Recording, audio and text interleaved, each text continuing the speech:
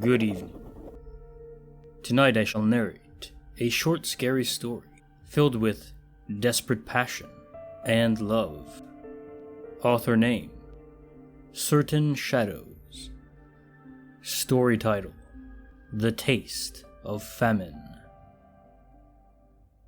The famine turned many of us into monsters. I saw lifelong friends claw at each other's eyes in a battle over the meagerest of crumbs. I saw a mother rip a piece of mold-speckled bread from her child's mouth and cram it into her own before wailing weakly in shame.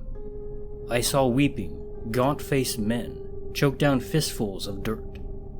I saw a man shoot another for his backpack, then turn the gun on himself after finding it empty.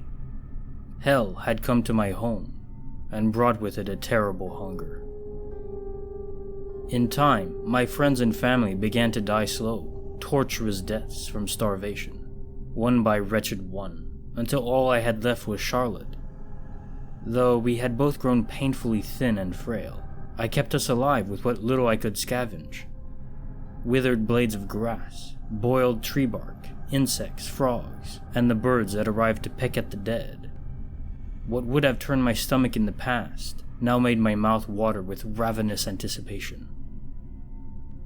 When whispers of flesh-eating floated through the remnants of my neighborhood, I forbade Charlotte from ever leaving our house and dug yet another grave in the front yard. It was better for everyone to believe that she was already dead than for her to share the gruesome fate of the poor souls that had been plucked from their homes and devoured. I could not bear the thought of losing her to famine and its endless atrocities. I swore to Charlotte that I would keep her safe, no matter the cost. I need you to know that I didn't want to kill the first one. He was a neighbor I'd exchanged pleasantries with on a few occasions, and I think he had once been a good man. But I had no choice. He caught a glimpse of Charlotte when she peeked out the window, and he tried to break into the house. I pleaded with him to leave, and when he refused, I mustered what fading strength I had left to bludgeon him with my flashlight. As his corpse lay crumpled on the floor, I stared into the pool of cooling blood at my feet and thought of how hungry we were. I thought of how starvation gnawed away at our bellies even as we slept, and dragged us ever so close to the same agonizing end that befell my loved ones. I thought of my promise to Charlotte, and I made a choice that terrified me.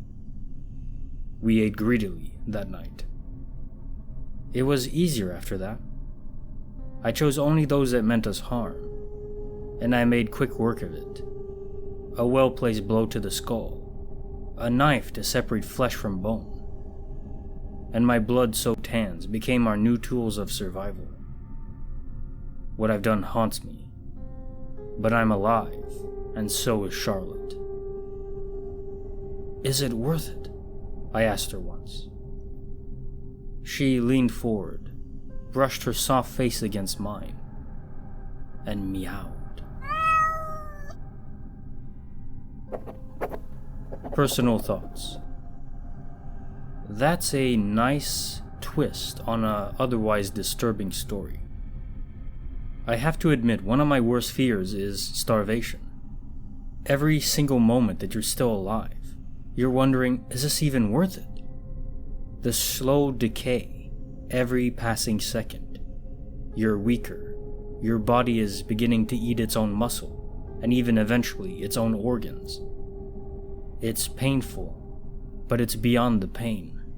It's seeing everyone you love die, so slowly just like you are, and there's nothing you can do if there's no food anywhere. And even if you have a home garden, that won't be enough to sustain you unless you're growing fields of potatoes.